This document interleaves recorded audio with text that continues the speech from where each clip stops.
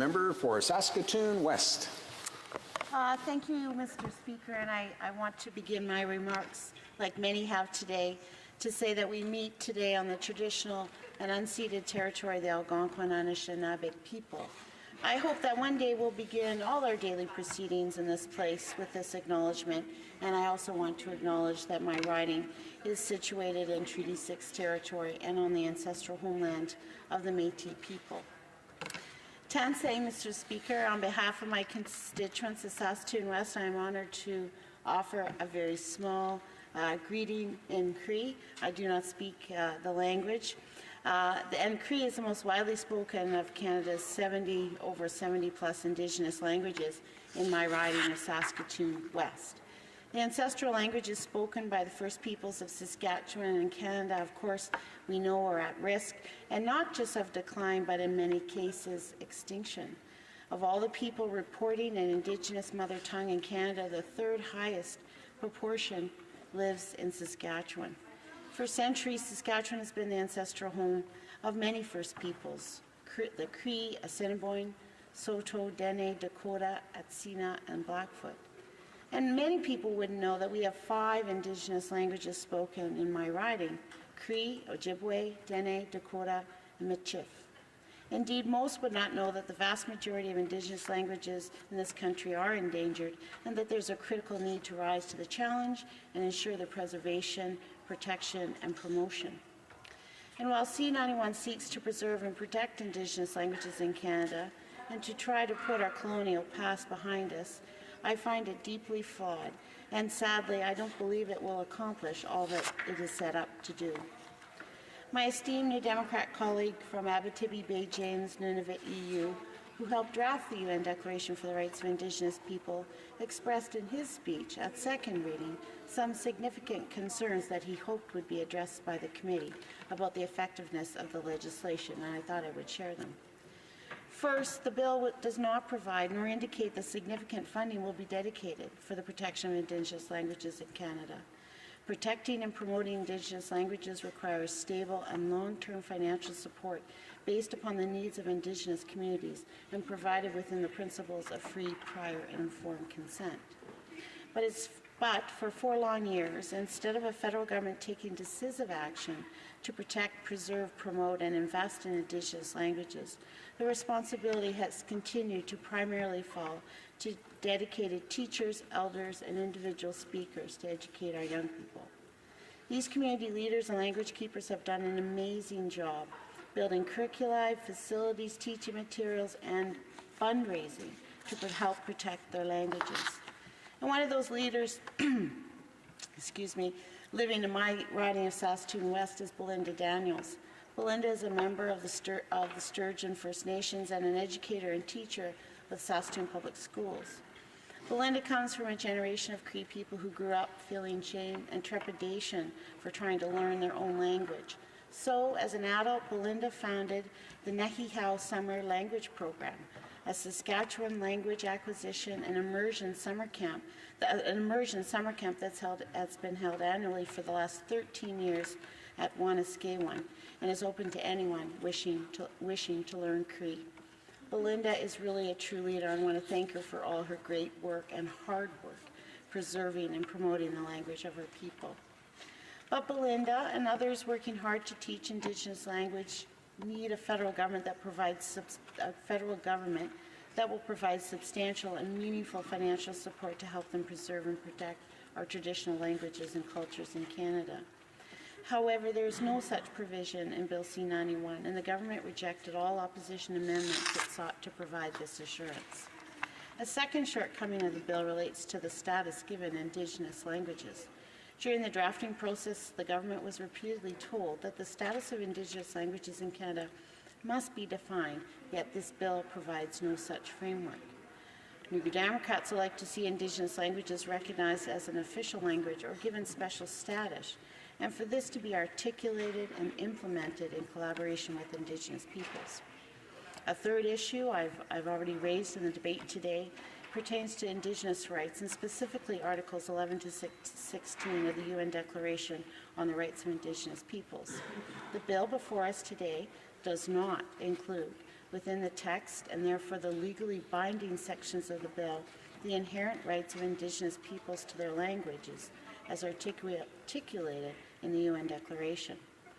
New Democrats wanted to see Articles 11 to 16 explicitly referenced in legislation, and we tabled an amendment that would do so, but it was defeated by the government. I have two final points I wish to raise that are particularly troubling to me and maybe for others. First, for some reason, the government failed to include the 60s scoop in the preamble, where the bill references the racist and discriminatory policies and laws of the Canadian government that were detrimental to Indigenous languages and contributed significantly to the erosion of these languages. Over 20,000 Indigenous children were stolen from their families and placed into foster care and adopted by non-Indigenous families by the 60s group.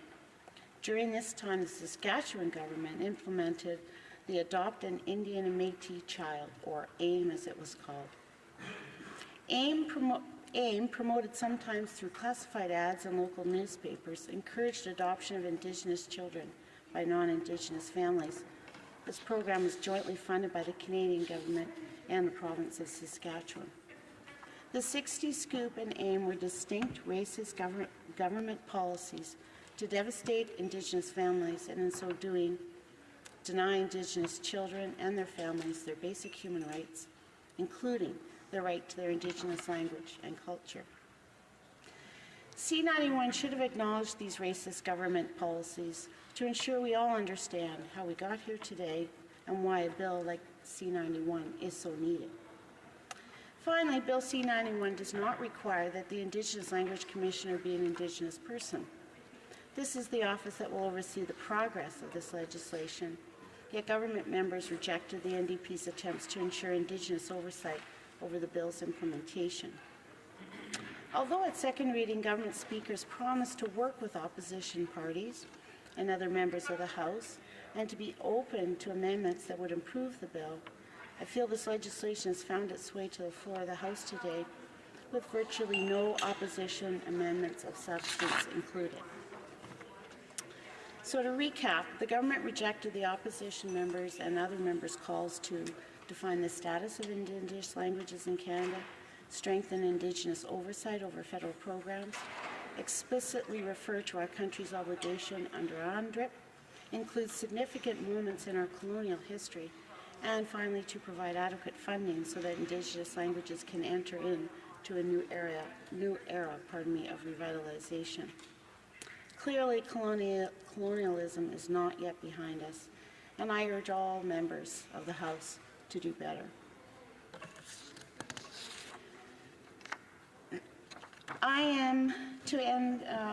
Mr. Speaker, I am profoundly disappointed, I think would be the word, that this Parliament has missed the opportunity to really and truly co-create an Indigenous language bill with Indigenous people that would really have truly transformed people's lives. In closing, I want to acknowledge the work of my colleague, the member from Dene, Mississippi, Churchill River. This member has shown parliamentarians how to collaborate and work together on legislation. She has proven that working together yields positive outcomes. Her leadership on her own private member's bill, C-369, is nothing short of commendable. Unfortunately, when it came to Bill C-91, her leadership and knowledge as an Indigenous Dene woman, was discounted. Despite her efforts at great personal cost, we are being asked to support a bill that does fall well short. And here I'd like to quote her words. While this bill is a step forward, to what goal and to what end are we walking towards? Is the goal one of half measures that marginally improves Indigenous language education in Canada? Or is the end goal of one of fundamental change to Canadian society that fully respects the needs of Indigenous languages, recognizes their place in our cultures, and will create a generation of Indigenous youth who speak the same languages that generations of people before them spoke? Mr. Speaker, I wish we were today debating a bill that was the fundamental change my colleague had hoped for. Thank you, Mr. Speaker. Questions and comments? The Honourable Parliamentary Secretary to the Minister of Canadian Heritage. Thank you, Mr. Speaker, and I'd like to thank the colleague opposite for her intervention. Although deeply troubling that the NDP is choosing to not support the bill from what we've heard this afternoon. But I do want to point out, and we've heard it a number of times, on two major aspects of the bill. One is with respect to UNDRIP, and it's very clear, and it's not even as interpreted to it, but the purpose of this act under 5G is very clear that the United Nations Declaration of the Rights of Indigenous People is incorporated into the text of the bill, Mr. Speaker, and I just want to point that out. And secondly, with respect to amendments, if we look at the bill C-91 as revised, that's available to all members, all the amendments are underlined, and it's very clear that a number of amendments went through, offered by different parties, and you know, I fully reject that we didn't incorporate amendments from opposition. Particularly, there's one from our friend from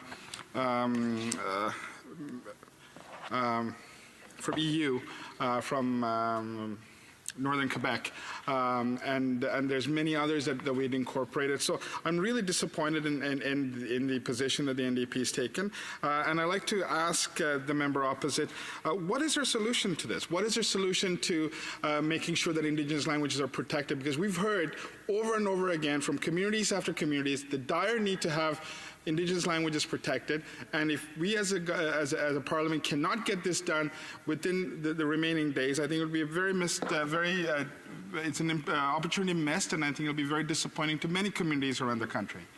Honourable member for Saskatoon West. Oh, thank you, Mr. Speaker, and I anticipated that my honourable colleague might bring the issue up, and I respect the fact that he has pointed out a number of times the reference to UNDRIP in the bill, and in my comments I mentioned that it is not in the binding part of the bill, and that is a distinction that is extremely important. And I guess the other thing I noted, I did not at any time say no amendments were accepted. In my speech, I talked about the ones that I thought were very important and should have been included in the bill to make it that much better. In no way has anyone on this side of the House delayed the government's ability to do this work quickly and to do it properly. And I think I just felt that when I heard the parliamentary secretary speak of being open to amendments, I think the amendments that eventually were included in this bill by the government were not as substantive, were not substantive, and not all the substantive amendments that were suggested. And so for that reason, I find this bill very lacking. I did not in my speech talk about how I would or whether I'd support the bill, but I wanted the government to understand that there are a lot of problems with this bill. And so I mentioned those in my comments. Questions and comments? Questions and commentaires? The honourable member for Salaberry-sur-Loire. Thank you very much, Mr. Speaker. I'd like to thank my colleague for having shown that there were several gaps in C-91. Particularly, there are Inuit communities that were not heard and their needs were not integrated into this bill. There were our communities. Well, there were 11 aspects that were not included in this bill, all proposed by Inuit peoples. And how come they are not found, these provisions are not found in this bill? And you said that there was broad consultation, and we know that the Inuit from Nunavut, among others, 94% of them speak Inuktitut, and there is no, they weren't at all consulted, and there's no funding in this bill to ensure that we can really help these communities, and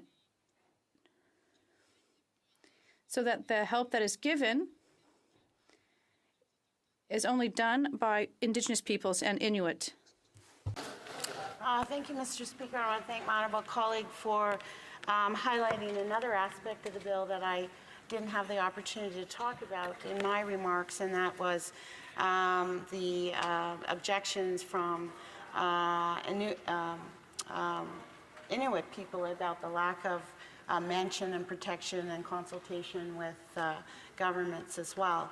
And, I think, for me, a non-Indigenous person and a non-Indigenous language speaking person, it's fine for myself and the parliamentary secretary to say this is a good start and let's go. But it's not, they're not talking about my identity and my culture.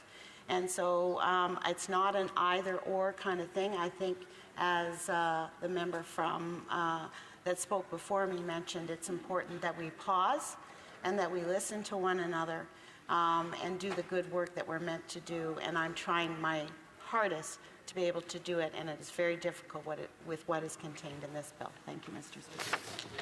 Alors, conformément Pursuant